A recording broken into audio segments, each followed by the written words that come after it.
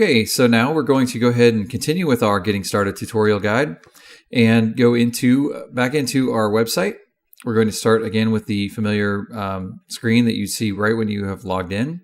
We're going to go ahead and click on Edit to dive down into Edit the Website.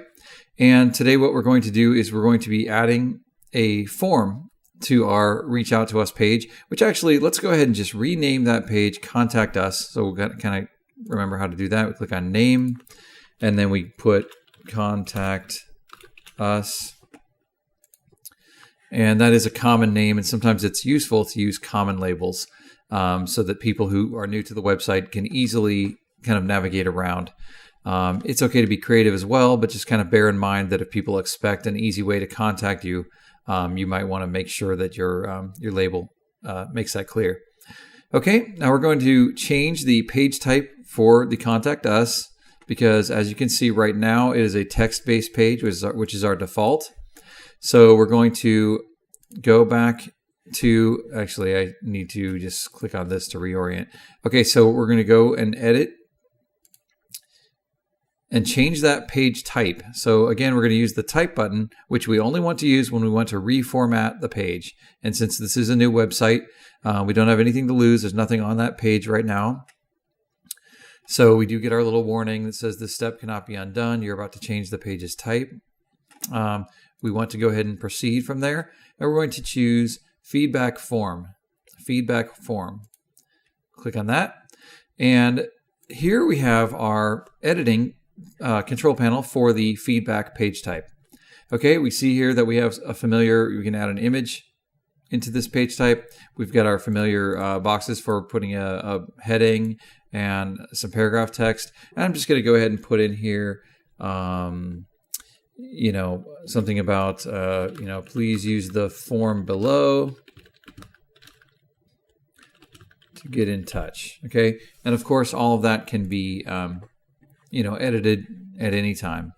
Okay, now the next thing you see down here down the page is submit to other than default email address. What this is an option if we wanted the form results to actually post to a specific email within the company, which may or may not be the default email address, which was set up when the website was made.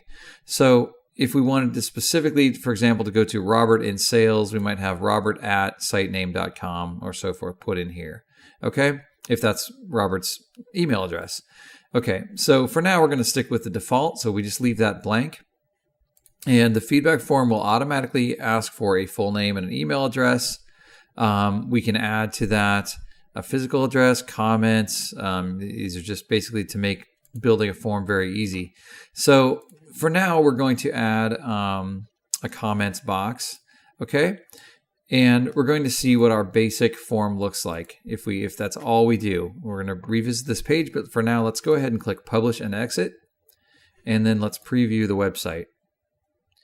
Okay, from here, we go to the Contact Us page, and we see basically that it's got the form elements that we, the two default form elements and the comments, which we also selected. Okay, it also has the please use the form below to get in touch verbiage that we put in there.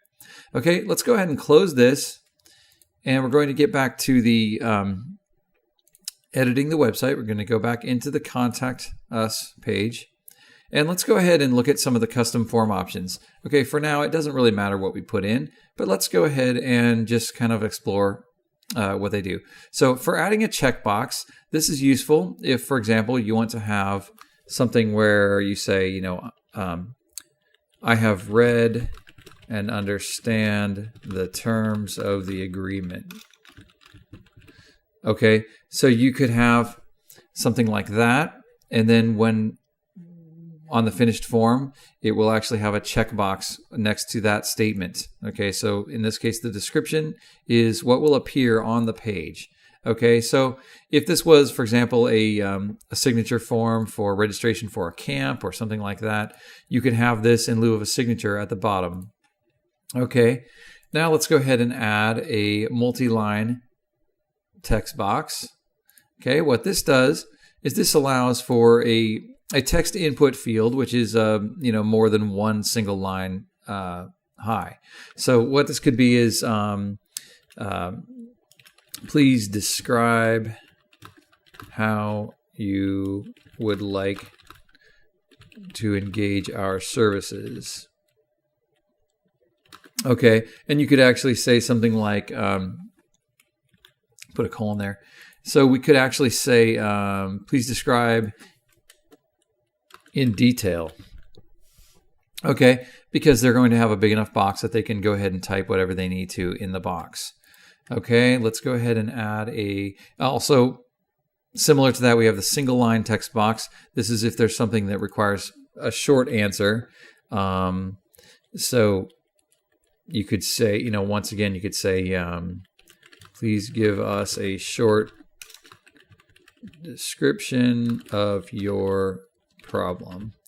Okay, so this could be useful if you just want to basically in tone that you just want a quick, short description, and it will make a single line box. We'll go ahead and look at that in a minute.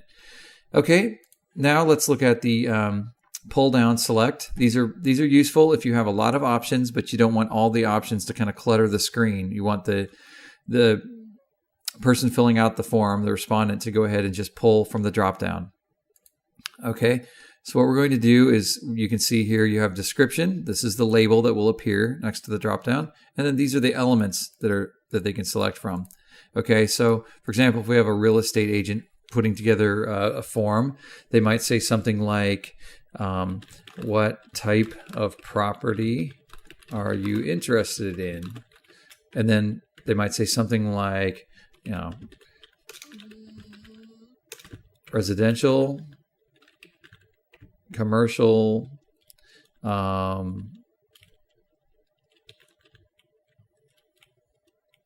okay, home with a pool, etc. This could be anything really. Any of these options can be anything that you'd like. Keep them on the short side. It's best not to have really, really long options here. You want to keep it it's a pull down select. So we're looking for short answers here. Okay, back up here, we're going to look, now this is called radio buttons. This is what you would use if you want your separate options to actually display within the page. So let's go ahead and take a look at how this would work. Again, it's going to look very similar to the pull down select in terms of what we would do here. We have a description and we have our elements.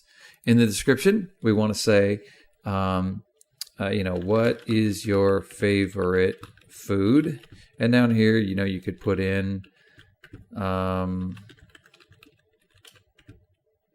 anything that you'd like in here. I'm being a little bit silly with this, but you get the idea.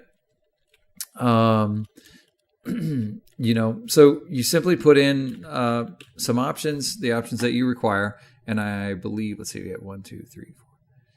We have 10 options available here for each one, and if you need to, you can go ahead and have a further options. So you could add another 10 if you wanted to add another one of these elements.